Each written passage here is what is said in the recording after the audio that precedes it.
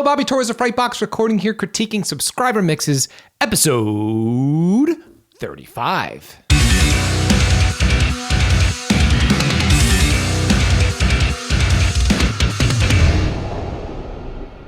All right, so without any further ado, let's dive into this group of mixes submitted by my loyal email subscribers. And our first mix here comes from Ben. Let's check it out.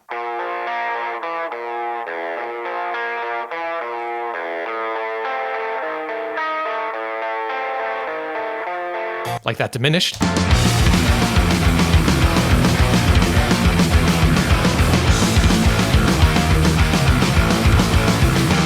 Excellent, excellent bass tone.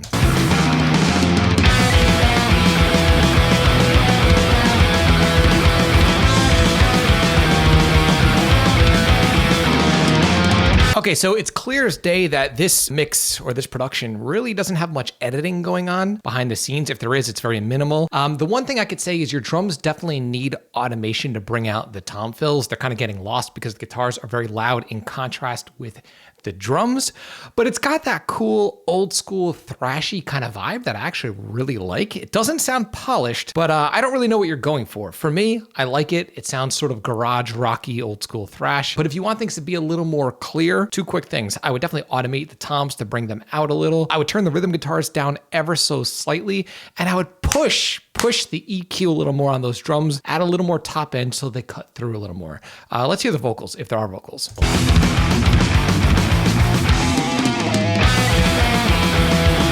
Are there vocals in this? Okay, for some reason there are no vocals. I like the mix nonetheless. Again, if you want some more clarity, add a little more polish to those drums. Just push the high end just a tad on the drum shells. But if you like that raunchier garage style production, I think it works as is. Ben, excellent job, and I can't wait to hear your other productions. Okay, our next mix here comes from Param. Let's see what Param has for us. Oh my God. Turn this down a little. Very loud, very loud.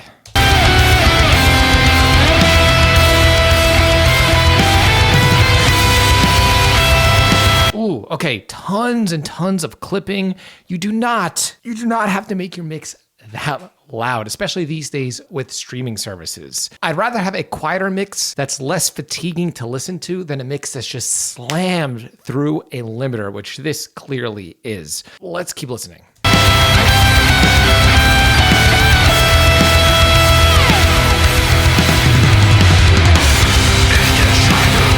Yeah, there's distortion all over the place on this mix. So Param, the music sounds cool, but the distortion is bothering my ears. So just keep that in mind with your future productions. You don't have to slam it through a limiter. If you want your mix and master to be loud, you have to do it in the mix itself. Limit the transients on your drum bus, stack multiple processes on your two bus. There are tons of videos on my channel. Just type in Frightbox, loud mixes, and I have tutorials online that show you my process for achieving loud mixes that are still pleasant to listen to. Thank you for your submission. All right, our next mix here comes from Steven.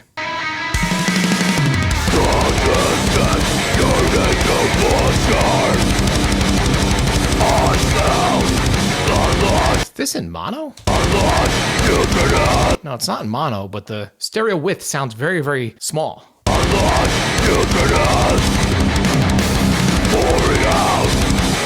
Yeah, it sounds like the guitars and vocals are all up in the middle and fighting for the same sonic real estate. Let me see, I think you may have sent me notes. Okay, the culprit has been found. So it looks like you quad tracked your guitars and you hard panned your main guitars and your secondary tones you panned in 50%. There is no reason to pan rhythm guitars inward. This is something I see a lot when it comes to the mixes that people send me, but most pro heavy music mixers utilize an LCR approach where most of their tracks are hard left, hard right, or up the middle, especially rhythm guitars. People then freak out that their guitars sound quieter in mono, but listen to any pro record, flip your monitors in mono, and the guitars are going to be quieter. That's just the way it is, even on big name major label records. So Steven, your mix sounds great. I like the riffing, but your guitars, they're panned inward and they're making your mix sound very cluttered and very small. Just hard pan those things way out to the sides and your mix is gonna be a million times better, but let's keep listening.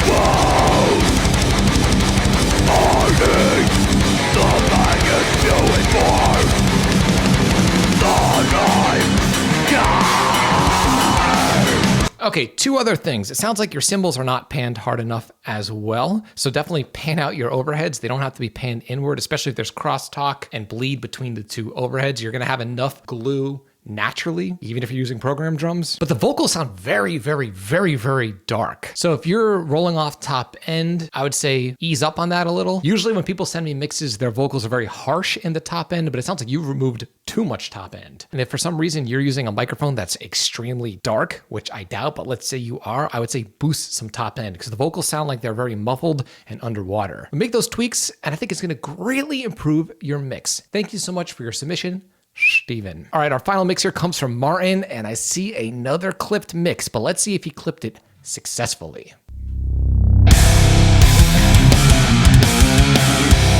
All right, I love it. Super loud, yet super clear, and I don't hear any audible distortion, at least yet.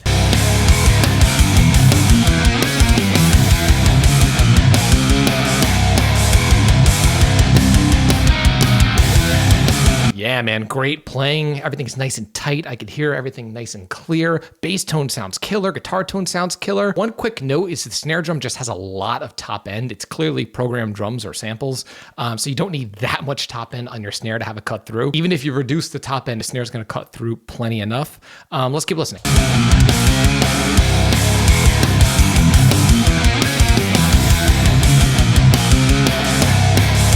We got vocals.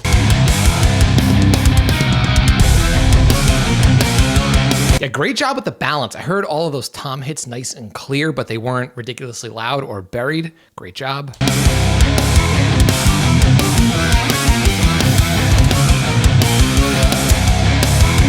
me see if there are any vocals here. Yeah, a lot of the mixes I get don't have vocals, and that's sort of a shame because vocals are a good thing.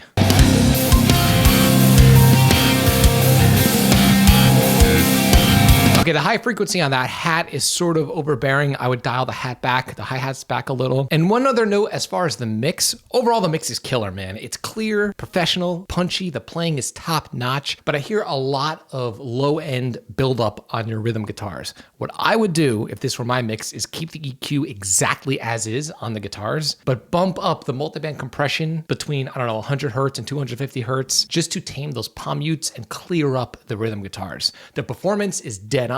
The editing is dead on, which makes your mix sound nice and clear, which I wish more people did. But Martin, killer job. This is the style of production that people will pay you for. So if you're looking to produce bands and mix bands, you've got what it takes. Thank you so much for your submission. Apply those tweaks to your mix, and I think it'll definitely help your future productions. So I would just like to shout out and thank everyone for submitting this excellent group of mixes. And if you're interested on receiving feedback on your mixes on a regular basis, only for the next day, I've opened the doors to my Frightbox Mix Crypt community. In my private mixing community, we critique each other's mixes on a regular basis. There are also live group coaching calls with me once a month. So if you'd like to have direct access to me and ask your questions, this is your chance to join us. Now, on top of everything else, from the moment that you join, you'll have access to our entire back catalog of multi-track downloads, songs, and mixing masterclasses. And there are dozens for you to dive into right now. The Frightbox Mix Crypt is only open for the next day, and I only open this community for a few days out of the entire year. So if you're interested in becoming a part of the community, now's your chance. There's a link to the Frightbox Mix Crypt in this video's description. Click the link